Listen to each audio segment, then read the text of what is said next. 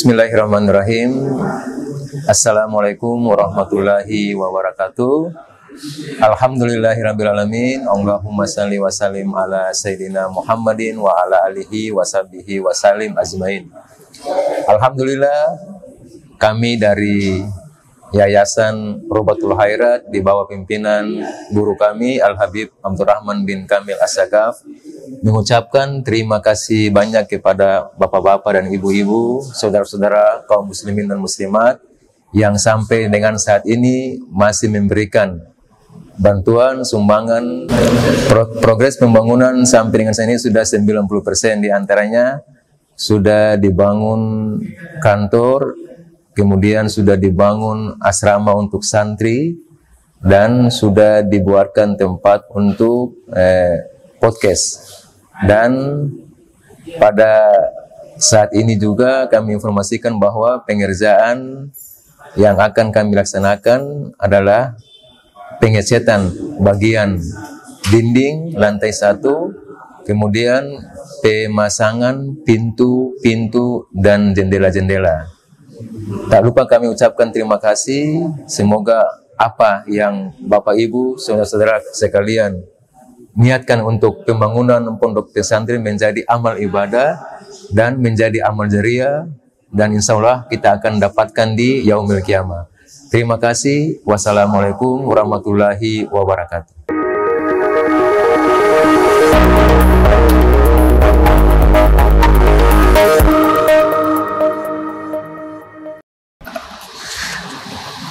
Majlis semacam ini, majlis ilmu khususnya, itu memiliki kebaikan yang sangat besar. Sangat besar. Sehingga di dalam beberapa riwayat,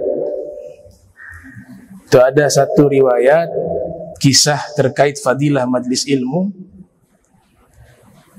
namanya Syekh Abdullah bin Sa'ad bin Smer.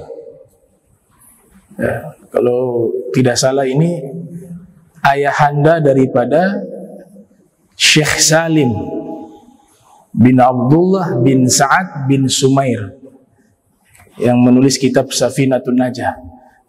Ya, kalau tidak salah, karena dari nasabnya juga sama tuh, Syekh Salim bin Abdullah bin Sa'ad bin Sumair, tinggal di tempat yang sama di Hadramaut. Nah, beliau dikisahkan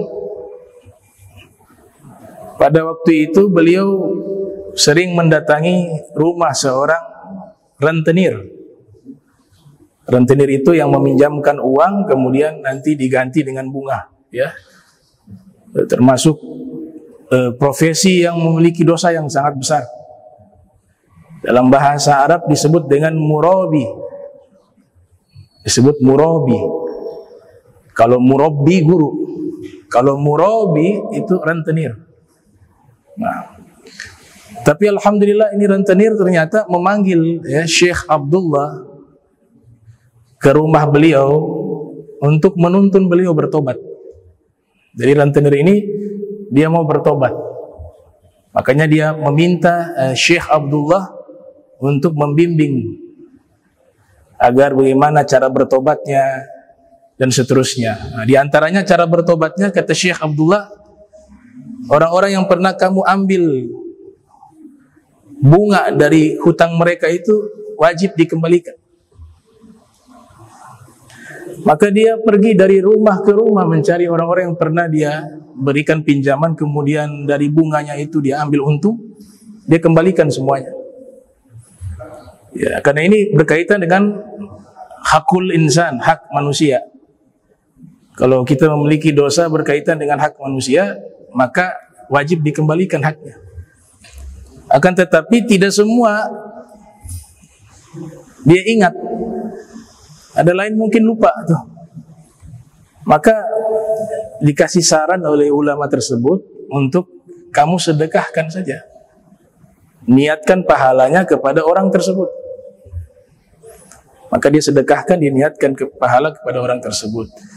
Subhanallah, 3 hari berikutnya ya dia bertobat, sholatnya jamaah, baca Al-Quran, sholat tahajud, semua ibadah-ibadah dikerjakan. 3 hari berikutnya meninggal dunia. Nah, meninggal dunia. Tapi alhamdulillah meninggalnya sudah dalam keadaan bertobat. Ya, Rasul sallallahu alaihi wasallam bersabda, "At-taib anil dzanbi kaman la dzanbalah." Orang yang bertobat dari dosa seperti orang yang tidak memiliki dosa. Bersih, dihapus oleh Allah Ta'ala, disucikan. Maka setelah 3 hari, Syekh Abdullah bertemu dengan sang guru. Nah, sang gurunya Al-Habib Hasan bin Sholih Al-Bahar. Itu guru beliau. Ya, Al-Habib Hasan bin Sholih Al-Bahar. Ternyata guru beliau ini juga sedang mencari Syekh Abdullah karena beberapa hari absen dari majlis. Maka ketika Syekh Abdullah datang, ini sang guru bertanya, "Ya Syekh Abdullah, dari mana nih? Absen majlis kurang lebih sudah 3 hari." Kata Syekh Abdullah, "Ada perkara yang harus saya tunaikan, wahai guru. Yaitu ada seorang rentenir, dia bertobat. Dia meminta saya untuk menuntunnya.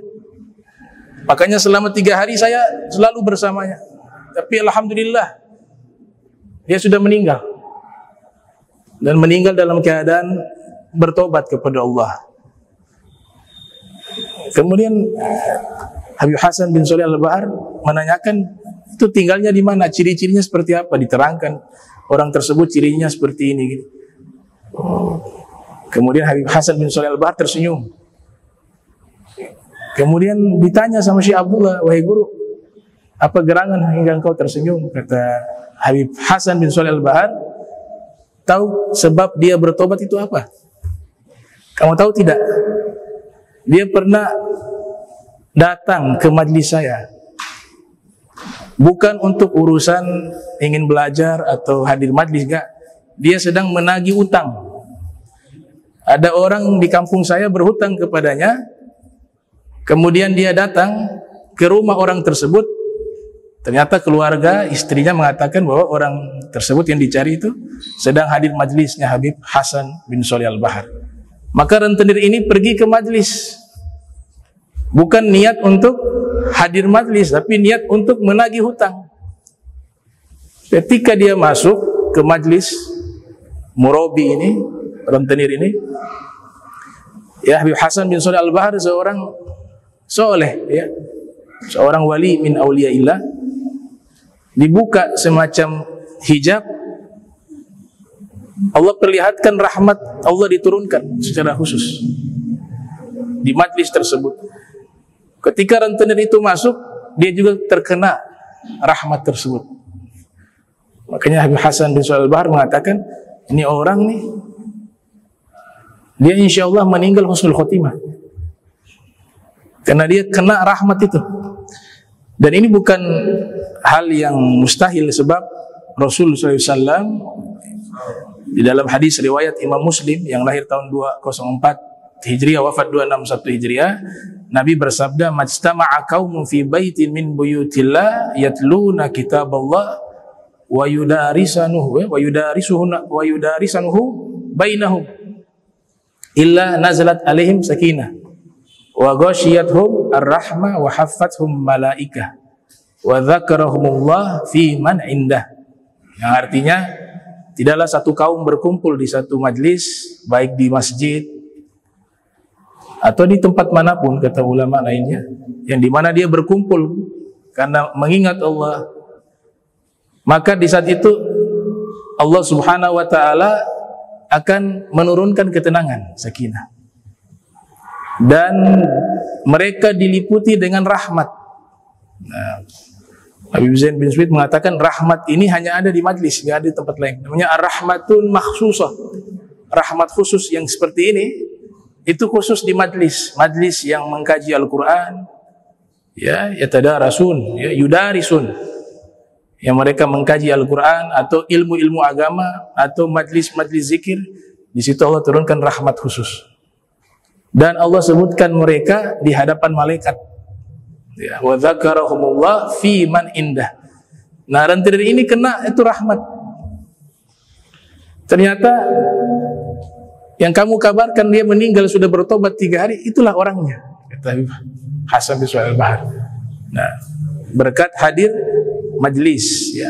Sekalipun niatnya bukan untuk hadir majlis, bukan untuk menuntut ilmu, tapi dia punya hajat yang lain, hajat dunia, ya, dan hajat-hajat yang tidak ada hubungan dengan nuntut ilmu atau majlis ta'lim. Tapi ketika duduk di tempat tersebut, maka dia kebagian juga, ya. Sebagaimana hadis yang panjang lebar dijelaskan oleh Rasulullah SAW dalam riwayat Imam Muslim, ya, inna lillahi malaikatan sayyahina fil ardi yaltamisuna majalisa dzikr.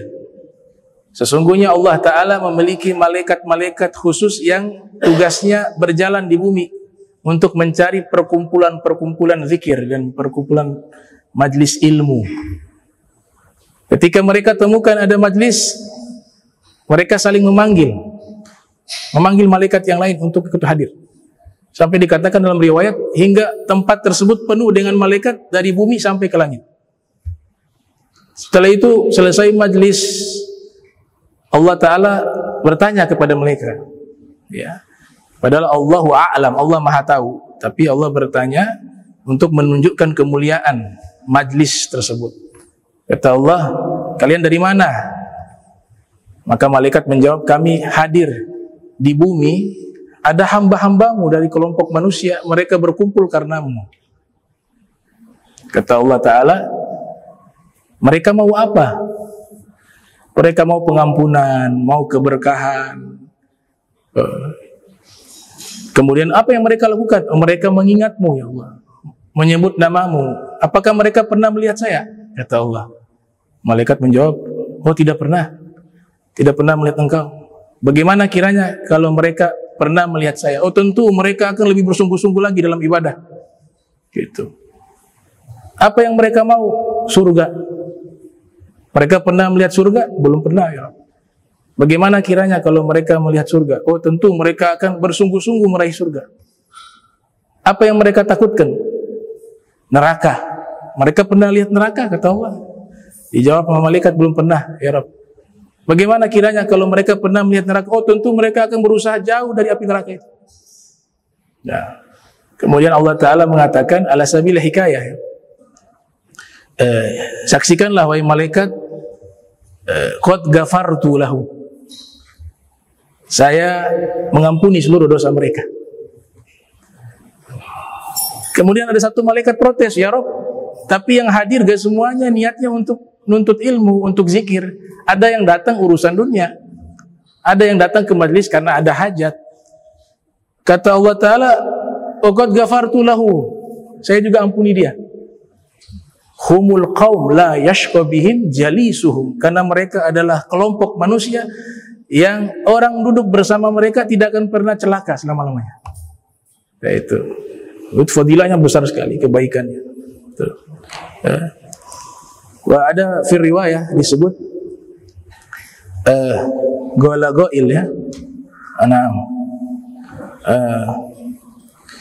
Man lam yujalis muflih kaifa yuflih, wa man jalasa muflih kaifa la yuflih. Ya. Orang yang tidak pernah duduk dengan orang-orang yang beruntung, bagaimana dia bisa beruntung? Dan orang yang pernah duduk dengan orang-orang yang beruntung, maka bagaimana mungkin dia tidak beruntung? Itu. Al-Habib Muhsin bin Alwi As-Saqaf, dalam, ya, beliau punya diwan Al-Habib Muhsin bin Alwi As-Saqaf, murid juga dari Habib Hasan bin Shalih Al-Bahar. Itu beliau mengatakan, as-saki baki, ya, walakin aina man yuhayyifu as-sawaki. Yang berikan anugerah itu tadi dari seseorang rentenir, Allah kasih anugerah rahmatnya, dicucurkan rahmatnya, sekali kena meninggalnya husnul khotimah. Itu. Yang ngasih anugerah itu masih ada. Begitu juga kalau kita membaca biografi para wali-wali terdahulu, ya, luar biasa. Orang-orang soleh terdahulu luar biasa magomnya. Yang kasih magom itu masih ada Allah, kata Habib Muhsin. Akan tetapi yang menampung anugerah itu siapa? Nah, mereka di waktu itu siap menampung anugerah Allah. dengan mujahadah tentunya, dengan kesungguhan di dalam ketaatan kepada Allah Subhanahu wa taala. Ini hanya beberapa bagian fadilah ini. Kalau kita menjelaskan fadilah majlis ilmu butuh satu kitab, bahkan butuh berjilid-jilid kitab untuk menerangkannya. Di abad 2 Hijriah ada satu tokoh ulama bernama Syekh Mansur bin Ammar. Ya, Syekh Mansur bin Ammar itu Imam Zahabi memuji luar biasa. Seorang ahli dalam memberikan nasihat, seorang ahli ibadah, seorang yang zuhud, az-zahid, al-abid, ya, al-wa'iz. Dikasih pujian luar biasa oleh al-Imam Zahabi dalam kitab Syiaru A'lami Nubala. Beliau punya majlis tuh. Majlisnya itu di dalam pasar. Jadi diadakan majlis di sekitaran pasar. Pada waktu itu ada seorang budak, dia memiliki tuan yang pecandu minuman keras. Jadi selalu buat acara tengah malam mabuk bersama koleganya, teman-teman. Sedangkan budaknya ini orang baik. Satu kali waktu sore, tuannya ngasih uang 4 dirham. Kamu beli ini minuman. Ya, saya mau pesta sebentar malam. Ya sudah, awas jangan lama-lama ya, diancam. Jangan sampai terlambat. Akhirnya ini pergi. Budak ini pergi bawa 4 dirham. Di perjalanan sebelum masuk ke pasar ya, di sekitaran pasar situ, pada waktu itu sedang diadakan majlis. Yang mengajar adalah namanya Syekh Mansur bin Ammar. Dia bilang kalau gitu saya mampir dulu deh sambil dengar majlis, habis itu baru saya beli minuman. Ya. Dia duduk sesaat situ mendengarkan nasihat. Ternyata di tengah-tengah majlis itu ada pengemis datang. Pengemis datang langsung ke arah sang Syekh Mansur bin Ammar. Dia bilang, ya Syekh, saya butuh uang 4 dirham, ada tidak? Syekh periksa dompet, ya, saku. Zaman itu belum ada dompet kali ya. Saku, nggak ada uang sama sekali. Hanya kata Syekh, sebentar, kasih pengumuman di majlis.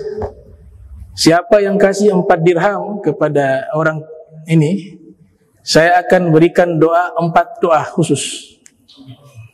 Langsung saat ini saya bacakan di majlis dan diaminkan oleh kalian semua. Sang budak tadi itu ada bawa 4 dirham. Wah, di mana dapat 4 doa ini? Langsung dia masuk tuh, terobos maju ke depan, dia bilang saya ngasih 4 dirham. Diterima, dikasih ini kepada as-sa'il. Sudah. Padahal ini uang tuannya nih. Dikasih. Sudah, ini yang sa'il terima kasih banyak. Dia pergi, kemudian Syekh Mansur bin Ammar bertanya, kamu mau doa apa? Saya janji 4 doa. Dia bilang doa pertama, minta kepada Allah agar Allah ganti 4 dirham itu. Masalahnya bukan uang saya itu. Nah, Allah ganti 4 dirham tersebut. Gitu. Didoakan sama Syekh Mansur, ya Allah tolong ganti 4 dirham dari fulan ini. Diaminkan oleh jamaah. Selesai doa pertama, ditanya lagi yang kedua minta apa? Minta agar Allah Ta'ala berikan ya gerakan hati dari Tuhan saya agar memerdekakan saya, karena saya seorang budak. Didoakan lagi, diaminkan oleh jamaah. Yang ketiga, kata budak tersebut, doakan kepada Allah agar Tuhan saya itu bertobat, karena Tuhan saya itu kasihan, dia tenggelam dalam maksiat dan dosa. Tolong mintakan kepada Allah agar Allah berikan hidayah dan dia bertobat. Berarti baik nih budak nih, masih mikir tuannya. Didoakan lagi, diaminkan oleh seluruh jamaah. Yang keempat, minta apa? Dia katakan minta kepada Allah agar Allah ampuni saya dan tuan saya, dan juga ampuni dirimu dan seluruh hadirin yang hadir saat ini. Wah, didoakan. Sudah diaminkan oleh seluruh jamaah. Udah selesai, bubar deh majlis. Bingung nih budak, gimana uang bingung, balik gak bawa minuman, bahaya. Hanya dalam keadaan kebingungan dia mencari itu, dari pintu ke pintu, mungkin meminta bantuan, gak ada yang kasih. Udah, bismillah nih, balik ketemu tuannya. Tuannya di rumah sudah emosi, ini lama sekali nih orang kemana, ya kan? Datang dia, tangan kosong lagi, tidak bangun. Dari mana kamu? Mana barang saya? Dibilang, sabar dulu, jangan dulu marah. Kasih kesempatan saya jelaskan dulu. Setelah itu bebas, kamu hukum saya dengan hukuman apapun saya terima. Tapi kasih kesempatan saya jelaskan kenapa saya lama dan kenapa saya tidak bawa ini minuman. Ya sudah, jelaskan, kata Tuan. Jadi tadi saya lewat di majlis Syekh Mansur bin Ammar. Ya, dia tawarkan tuh, ada orang meminta 4 dirham, kemudian dia tawarkan siapa yang berikan 4 dirham, maka saya akan balas dengan 4 doa. Maka saya kasih 4 dirham itu. Kata tuannya, gara-gara doa kamu kasih uang saya 4 dirham. Iya, dia bilang, saya kasih. Terus kamu minta doa apa itu kepada Syekh Mansur itu? Doa pertama saya minta agar Allah Subhanahu wa taala, apa tadi yang pertama? Menggantikan 4 dirham yang saya berikan kepada orang yang meminta tersebut. Oh, tunggu kamu di sini. Tuannya masuk. Ini, saya kasih kamu lebih. Ini 4 dirham, saya kasih lagi tambah 4 dirham jadi 8 dirham. Itu hadiah buat kamu. Yang kedua apa? Yang kedua agar saya dimerdekakan dari perbudakan. Oh, kalau gitu saya merdekakan kamu saat ini. Kamu jadi orang merdeka. Yang ketiga apa? Yang ketiga, saya meminta agar Allah Ta'ala menggerakkan hatimu untuk bertobat, agar kau meninggalkan seluruh maksiat. Hatinya waktu itu bergetar. Dia mengatakan, wahai, kau saksikan saat ini saya bertobat. Diambil semua tuh, ya, teman-temannya yang mau datang itu diusir pulang. Balik kalian semua tuh. Nih, pulang. Saya bertobat mulai hari ini. Nah, sudah digabul. Ketiga-tiganya saya sudah lakukan. Yang keempat apa? Yang keempat saya minta agar Allah ampuni saya, Syekh Mansur, semua hadirin, dan juga Allah mengampuni dosa-dosamu. Wah, kalau ini saya gak bisa. Ya, pengampunan bukan di tangan saya. Kalau yang 3 tadi bisa saya berikan, tapi yang keempat ini saya gak bisa. Dah. Tapi walhasil, saya terima kasih banyak.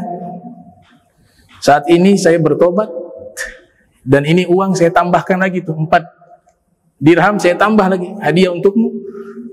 Kemudian yang berikutnya yang bertobat saya gak, itu bukan kekuasaan saya, itu kekuasaannya Allah Ta'ala. Saya malu juga, saya sudah lama bermaksiat, tapi sekarang Allah kasih kesempatan saya bertobat. Terima kasih banyak. Ya, gitu. Malamnya dia tidur nih, Tuannya ini tidur bermimpi, mendengar ada suara dari langit mengatakan, ya hadza addaita alladhi alayka wa addaina alladhi alayna. Wahai fulan, kamu sudah tunaikan apa yang harus kamu tunaikan, dan sekarang kami akan menunaikan apa yang harus kami tunaikan. Walaqad ghafarallahu laka walil gulam wali Syekh Mansur bin Ammar waliman kana fil majlisi kulluhum ajmain. Dan sungguh Allah Ta'ala telah mengampunimu, dan kepada budakmu itu, dan kepada Syekh Mansur bin Ammar, dan juga kepada seluruh orang yang hadir di majlis tersebut, semuanya telah diampuni dosa mereka, kata Allah Subhanahu wa Ta'ala. Nah, itu fadilah majlis, ya, diantaranya. Jadi kata para masyayikh, salah satu penyebab orang meninggal husnul khatimah adalah orang yang rajin menghadiri majlis-majlis ilmu. Ya. Itu sabab min asbab husnul khatimah. Nah, karena Nabi sallallahu alaihi wasallam bersabda, "Man salaka tariqan yaltamisu fihi ilma, sahalallahu lahu bihi tariqa ilal jannah." Siapa yang menempuh jalan menuntut ilmu, maka Allah mudahkan jalannya menuju surga. sabda baginda Nabi Muhammad sallallahu alaihi wasallam. Kemudian di majlis ini buat nasihat ya. Al-Habib Abdullah Al-Haddad, Al-Imam Al-Haddad memberikan nasihat kepada para da'i, para ulama dalam menyampaikan ilmu kepada masyarakat umum. Itu ada termuat di kitab Al-Hikam Al-Haddadiyah. Beliau mengatakan yang bagi an yadur kalamul alim billah ma'amatil mu'minin ala salasati umur. Selayaknya bagi orang yang berilmu dia membatasi ya nasihat atau membatasi penyampaian ceramahnya itu kepada orang-orang mukmin, kepada masyarakat umum, kepada 3 perkara saja. Yang pertama kata beliau al-awwalu at-tadhkir bin ni'am, mengingatkan mereka tentang nikmat-nikmat Allah. Watsani, yang kedua ilzamu ta'ah, mengajak umat untuk melazimkan ketaatan. Yang ketiga watsalits istinabul ma'siyah, menyampaikan kepada umat agar menjauhi maksiat. Jadi Imam Haddad membatasi, mengusulkan kalau berbicara kepada masyarakat umum, yang dibahas 3 hal ini saja. Mengingatkan tentang nikmat, mengajak untuk taat, dan memperingatkan untuk menjauhi maksiat. Ini paling manfaat 3 ini. Nah, menarik kata beliau setelahnya, fakullu alimin akhadha yatakallamu bighairi ma yadkhulu tahta hadhihi thalatha fahuwa fattanun, kata beliau. Nah, jika orang alim, orang berilmu, penceramah kah itu, dai kah itu, ketika menyampaikan sesuatu kepada masyarakat awam, masyarakat umum, keluar dari 3 konteks tadi, mengingatkan kepada kenikmatan, mengajak kepada ketaatan, atau memperingati tentang bahaya maksiat atau menjauhi maksiat, maka yang terjadi adalah dia menyebarkan fitnah di tengah-tengah umat. Ini ucapan kurang lebih berumur hampir 300 tahun lalu. Tapi di masa sekarang sesuai dengan kenyataan. Kalau orang-orang membahas tentang hal-hal ya secara terbuka, zaman sekarang ini terbuka karena direkam. Yang nyimak kebanyakan orang awam daripada orang-orang khusus. Ketika yang dibahas hanya cerita keramat demi keramat, maka akhirnya yang terjadi adalah pengingkaran secara massal. Akhirnya kita ajak orang-orang awam menjadi kurang ajar kepada para aulia. Tadi Imam Haddad mengatakan dia menjadi fitnah karena yang dia bahas sesuatu tidak sesuai kepada orangnya. Itu makanya Syekh Abu Bakar bin Salim itu sudah memberikan pesan di dalam syairnya itu bahwa rahasia-rahasia kami jangan diobral di muka umum. Itu kata beliau, Syekh Abu Bakar bin Salim. Orang-orang dulu bijak. Ketika berbicara dengan orang awam, mereka sampaikan sesuatu yang memang dibutuhkan oleh orang awam. Kalau berbicara hal-hal tersebut di majlis yang khusus, makanya kitab-kitab itu kan dilarang. Di masa dulu dilarang oleh para ulama. Ini kitab ini jangan dibaca ya di depan umum. Kalau depan umum kitab ini aja. Itu. Karena apa? Karena akal mereka belum mampu. Makanya para nabi itu diperintahkan oleh Allah berbicara sesuai kadar akal audiensnya. Tuh. Nahnu ma'syaral anbiya umirna an natakallama an-nas ala qadri ugulihim. Kami para nabi diperintahkan oleh Allah menyampaikan dakwah seukuran akal mereka. Gitu. Itu Imam Haddad sudah mengatakan, kalau dia membahas keluar dari 3 hal ini, kata Imam Haddad, fahuwa fattanun, maka orang tersebut menjadi penyebab fitnah. Dan sekarang sudah terbukti. Para aulia diolok-olok sama orang-orang yang gak kenal. Ya, dicaci maki, difitnah, diejek, dihinakan. Yang salah siapa? Yang sering menyampaikan hal itu di ruang terbuka, di ruang publik. Ya. Cerita Mi'raj tuh, Sayyidina Fagil Mukaddam dalam salah satu keramatnya itu Mi'raj. Jadi fitnah. Padahal di masa lampau sudah banyak ulama-ulama dulu juga mengalami keramat Mi'raj. Seperti Abu Yazid Al-Bustami. Itu punya keramat Mi'raj. Ada juga Syekh Ibn Arabi, Syekh Abdul Wahab Sya'rani. Tapi ini kan di ruang khusus dibahas, Kang ulama. Dan Mi'rajnya itu jangan disamakan dengan Mi'rajnya Nabi Muhammad SAW. Mi'rajnya berbeda. Nah, kadang mereka telah fana sehingga apa yang diomongkan kadang-kadang tidak sadar para aulia. Nah, bab ini kan tidak terlalu penting untuk orang awam.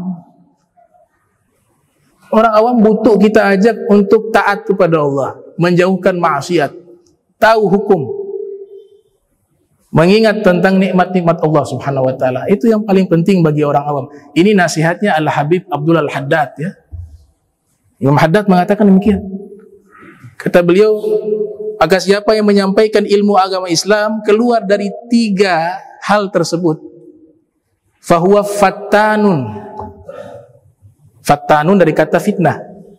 Maka dia menjadi penyebab fitnah.